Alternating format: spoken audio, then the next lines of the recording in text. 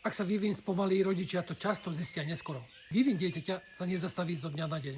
Najprv prídu malé signály, ktoré si veľa rodičov ani nevšimne. Rodičia, dovolte mi povedať niečo úprimne po viac ako 20 rokoch práce s deťmi. Pri malých deťoch to ešte nie je o výkone. Nie je to o veľkom tréningu.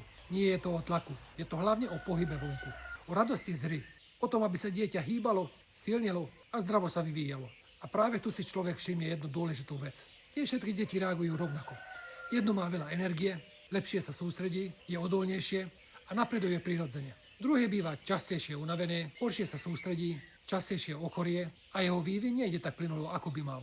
A rodičia sa pýtajú, má málo pohybu, je lenivé, nechce spolupracovať. Vo veľa prípadoch to nie je ani jedno z tohto. Problém môže byť vo vnútri. Práve preto ma začalo čoraz viac zaujímať, čo sa deje v tele dieťaťa. Lebo nestačí vidieť len to, ako sa dieťa správa navonok. Skutočný základ sa často tvorí vo vnútri. Keď vnútorná rovnováha organizmu nie je v poriadku, môže sa to ukázať práve takto. Slabšia imunita, horšia koncentrácia, menej energie, pomalší vývin. A to je presne to, čo si veľa rodičov dlho nevie vysvetliť. Dnes už však nemusíme len hádať. Existujú testy, ktoré pomáhajú lepšie pochopiť, čo sa deje vo vnútri organizmu dieťaťa. A zrazu začnú veci dávať zmysel.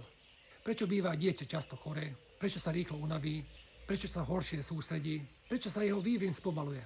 Keď sa totiž vnútorné prostredie tela dostane viac do rovnováhy, často sa zmení aj to, čo rodičia vidia každý deň. Viac energie, lepšia koncentrácia, silnejšia imunita, prirodzenejší vývin. A preto sa na tieto naše pohybové aktivity nepozerám len ako na obyčajné cvičenie. Pre mňa je dôležité, aby deti nie len behali a hrali sa, ale aby mali aj zdravší základ do života.